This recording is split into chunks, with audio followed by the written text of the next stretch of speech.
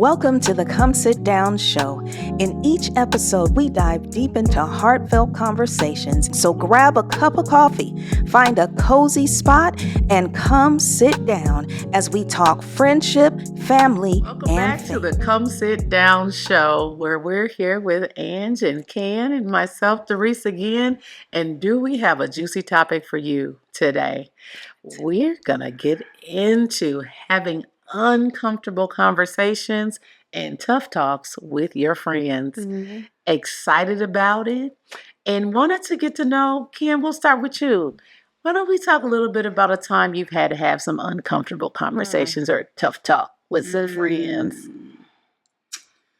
Yeah, brevity is not my strong suit, so I'll do my best. But I had to have a difficult conversation because there's a part of the relationship that had become too difficult for me to continue to carry.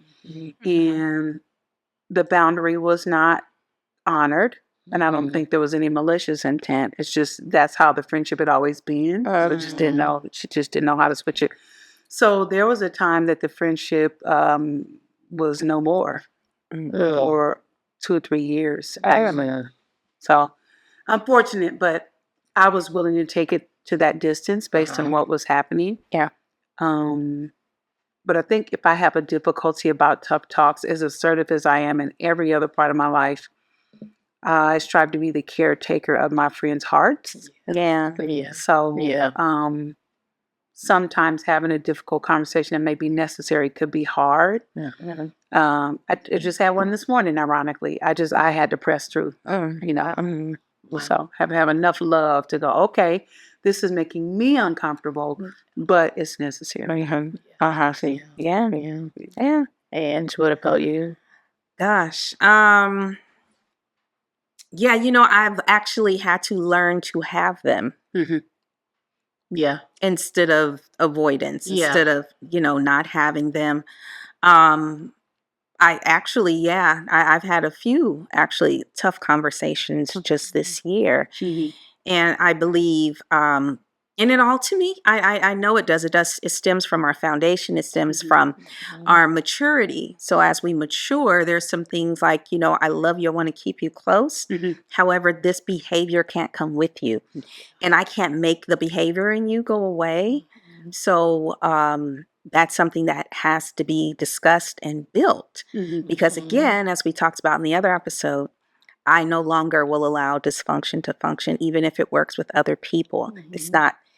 It's not a part of the life, part of my lifespan, my life piece. Because I want peace, and I love my friends, and I love hard. I don't just throw people away. It's like I carry you like a little infant in that 6 and 7 weeks, how they doing flips and stuff, and so it's very difficult. Yeah. Even you said something too about loving hard. And I've been told I love too hard. And I remember asking, and this was part of an uncomfortable conversation, uncomfortable talk, that what does that even mean? Right. Right. What is So too hard? what is too hard? Yeah. How can you? Yeah. How can I love too much? How can I love too hard? And the uncomfortableness with that is like the boldness to have the conversation and not to own the outcome. So that was a transition for me. Like, people can do what they like to do, but I do need to be responsible for my own heart and my own conversation. So I will be bold enough to have the conversations, but I don't need to own the outcome besides my own part of that. Yeah. And so that was new in the love hard thing, because it was said as a detriment or a condemnation. And I didn't take it. I actually took it as a compliment because I do love hard. And I remember asking, well, how do you love soft? Right. What does that even mean? Good. Right. That's good. If I'm going to love, I'm going to love. I'm going to tiptoe. I'm not going to tiptoe like I'm going to pretend. I don't want to pretend. Right. All in, all out. Yeah. So if that becomes uncomfortable, okay. And I'm willing to walk through that. Yeah. And I also had to realize not everyone is. Yeah. Right? It's easier sometimes to be like, I'll just cut it off. Or I don't want to talk about it. And I've been in those spaces too in my life where I don't want to talk about it. And sometimes it's real. Sometimes I needed to talk about it. Other times I really didn't want to talk about it. But it was now I understand and know and am mature enough and love enough to say, I mean, I want to talk about it, but it's affecting our relationship, and that's important to me. So I need to be I love Yeah. coming to the table to have the conversation Mhm. and own my responsibility, as well as like, okay, not take on everyone else's things that, and recognize that too. Yeah.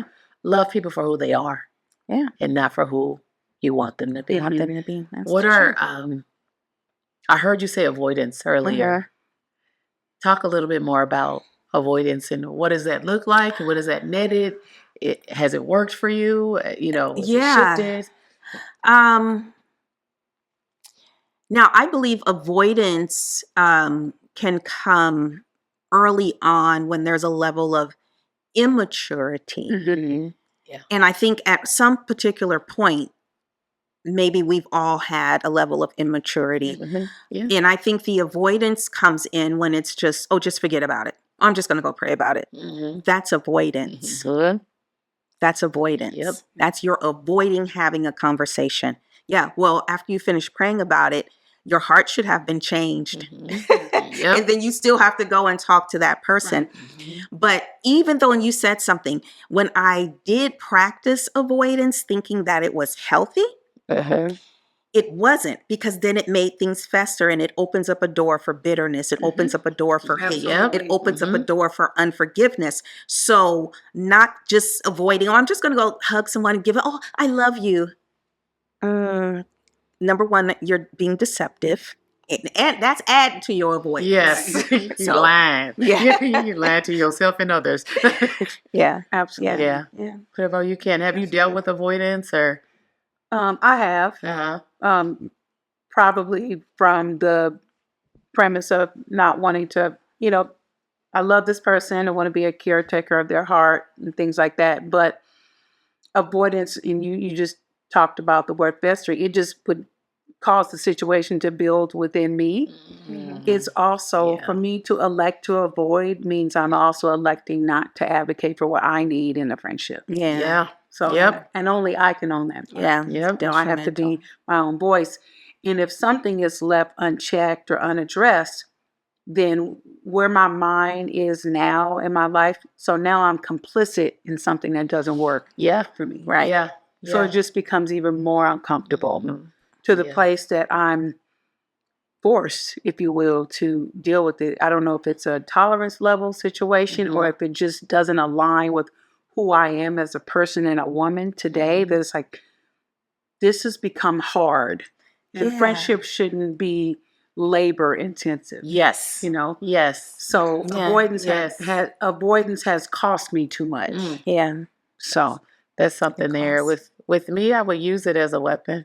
I think it was a safe. I wanted to say it was a shield, but I would say it was a weapon. false security. Right. Yeah. So I would avoid things so I didn't have to deal Mm-hmm. because I was afraid of what would happen to the relationship Mm. or what Yeah. would happen to me, like Yeah. honestly. And so it's like, okay, if I just don't deal with it. But then as I mature and more, some of that was like, okay, you're being a baby. Like you need to own some stuff and you need to be big enough to talk about it. You big and bad every place else. Yeah. What is this? What is this? Why are you running from someone that's supposed to be your friend? Right. Right. So this is someone you're calling a friend, yet you're avoiding things that are tough. Mm-hmm. So is this really a friend? And that actually I had to look at somebody, is this really a friend? Or are you avoiding for your own safety? Are you avoiding because do you really honor this person as a friend? Mm-hmm. And if you honor someone as a friend, to me, you get deep with them. Right. Mm-hmm. You allow yourself to get deep and vulnerable and you get deep with them. Yeah. And so that I think some of it came with my own maturity and confidence, because a lot of mine was avoidance because I like the picture of what it could be, but it wasn't really. Yeah. And then it was just, you go home and you're mad. Yeah. Like you at home going over conversations and it's like, really? Do you really want to spend your life like that? Yeah. So that's when I started to come into like, okay, don't avoid things. And I really had to learn too how to broach things, because then I came like with a sword. Yeah. Like, Yeah. That's like I didn't mean to You cut gotta off find hands. balance. Yeah, exactly. It's maturity. Yeah. You learn how Yeah. to. Mm-hmm. Yeah. So speaking of maturity, how has maturity played a role in the friendships and walking through uncomfortable conversations? Like how do you feel that has played a role for you? It's been a learning role. As we sit here and think, I'm like, wow, I just thank God for all of the testings, the ups and downs, the trials. I'm like, man, you built God, you was doing something real good to me. Foundation. Because the Angie y'all getting now, oh my God. It's what I've learned, it's maturity in the time of the talk too. Yes.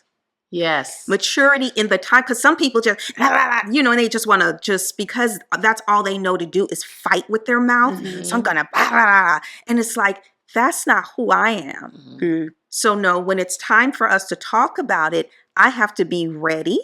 And yes, I got to be in a comfortable enough place where I'm ready to be vulnerable, but it's not going to be according to your aggression. So my process that I've learned in maturity, life maturity, spiritual maturity, natural maturity, again, so let's go back to the prayer, but the prayer comes with action. Father, this is what I need you to bring together. This is what I need the door to be open to have this discussion. Show me. Show me my breach. Show me where I'm being a baby. Show me where I'm waddling and foaming at the mouth. And you're just telling, okay, get up now. You know, all of that. But timing is maturity and it's wisdom so that the person can hear you, so they can receive your words and it can come together. But I don't do I just don't.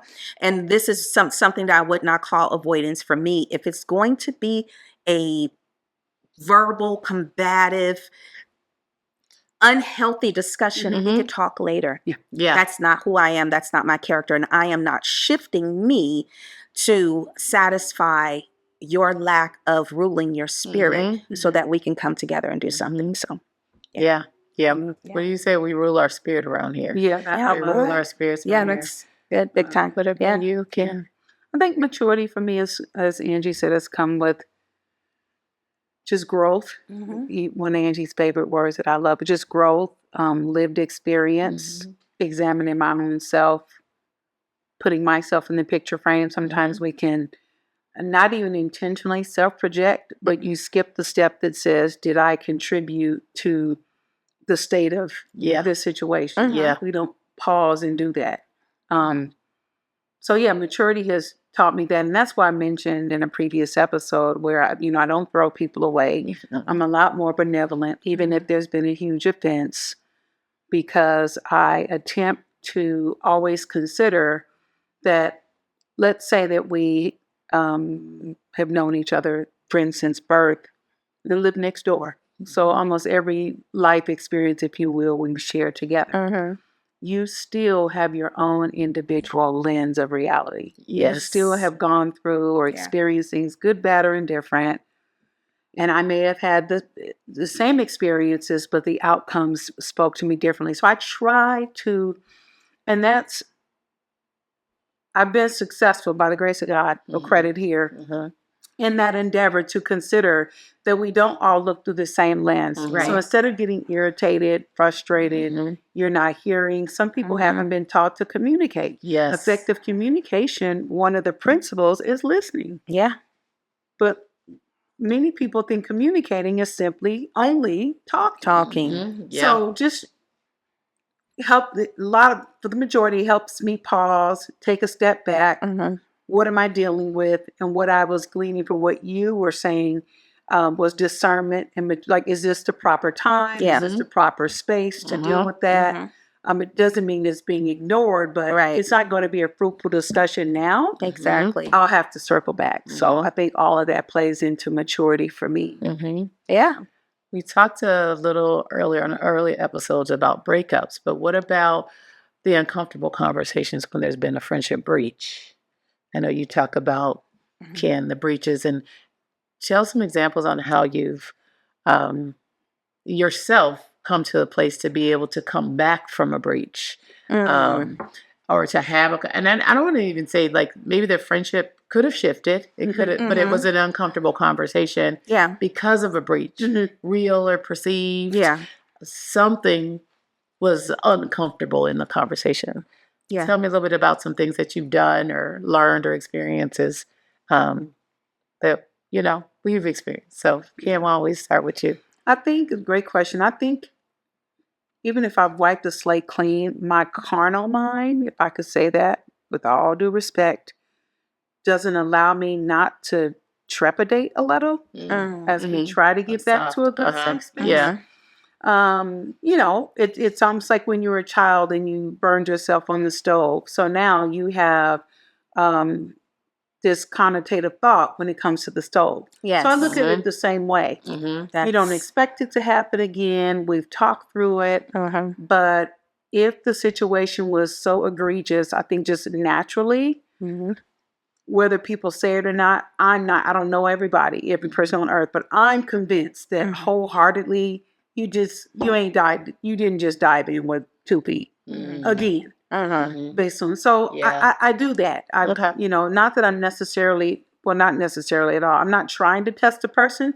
It's just kind of where my heart naturally,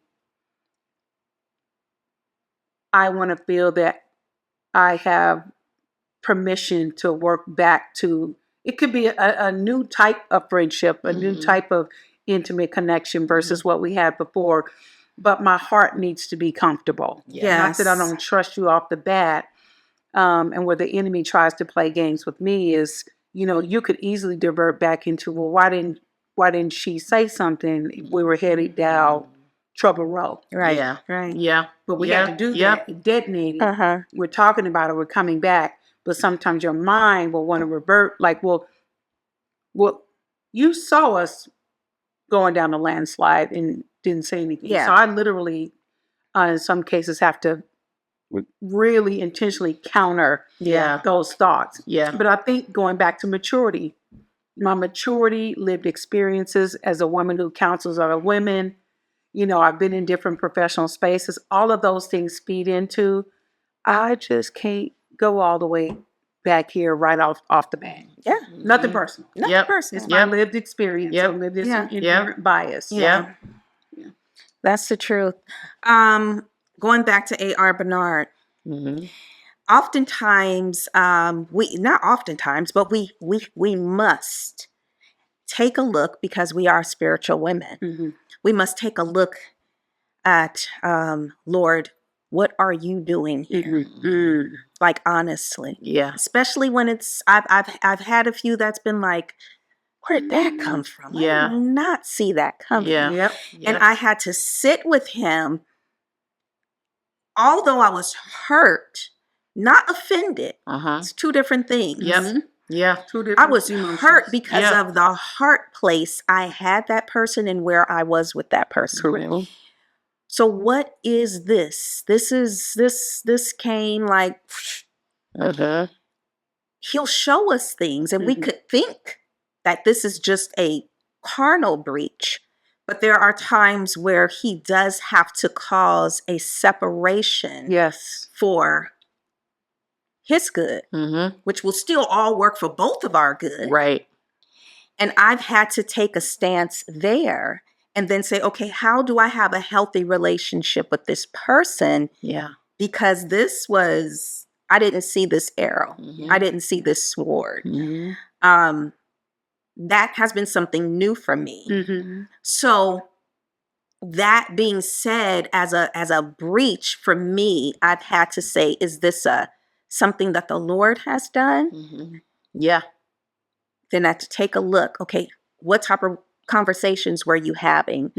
What type of relationship? What was the main part of your conversations? Were you coddled by this person, and maybe an insecurity you have, and they got the same insecurity, and both y'all coddling, and maybe the Lord said, this is we're going to separate you two. Exactly. Y'all can't play in the sandbox together because you're not healthy for one another. Yes. So that's what I've experienced. And that's why I'm like, Lord, I love you for what you have done and is doing in me, because I'm experiencing stuff I've never experienced before. Yes. and it's making me a better woman. Oh, And I truly appreciate him for it. And it's kind of people like, oh, that's weird. No, the brokenness. I'm like, Lord, Thank you. I get to see your mercy in all another way. Yeah, yeah. There's that scripture, faithful are the wounds from a friend, but the kisses of the enemy are deceitful. And just for me, learning through that process is, what is the friend? And you had said something about when it's the Lord. Sometimes it is the Lord. Mhm. And with that, when you're sitting with him, because he may say something that I personally didn't agree with. Mhm. And it's like, okay, God, can we sit and talk about this? But I'm honest with him, like, okay, this was a hard thing, but he knows more than I know. Amen. Absolutely. Right. He knows there could have been conversations other places that I'm not aware of. Yeah. And I'm just skipping through the fields. Yeah. Like, oh my gosh, here we go. Yeah.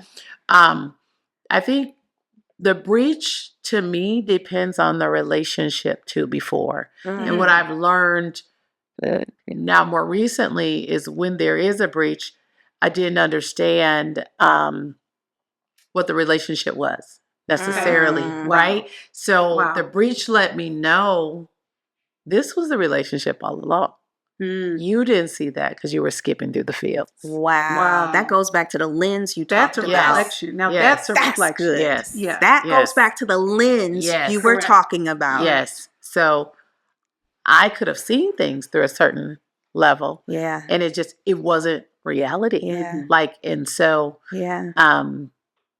and with maturity, or guess what, Derace? This breach is letting you know, or I'm letting you know, he's letting me know, this person may not be able to walk with you. I think you alluded to that. They may not be able to walk with you at this stage. Everybody can go. Everybody can't go. And you might not be healthy for them. That is so. about That's that? honestly. Listen, I'm not good for you. I'm not good for I'm you, not sis. Bro, I can be the listen, preacher. Yeah, it's I not could the be the time. problem. Listen, am I the problem? Right. And that- Because Is You it know something that- I said? yeah, and it could be a time. It could be a forever. Mhm. And the beautiful part with that to me is just really understanding that Amen. and being okay with walking that with God. Like it's like, Yes. I don't know, but I'm holding your hand and we're gonna walk through it. Yeah. Yeah. Yeah. Which is, as we wrap up, that is like, we'll talk more, I'm sure, Yeah. about coming back from breaches or what is a Absolutely. breach, right? Yeah. Because sometimes it's a breach there and it may not even seem like Yeah. a breach. So Correct. yeah, so we'll Yeah. continue talking. Absolutely. Yeah, come on and Yeah. join us next time. Come on, sit down.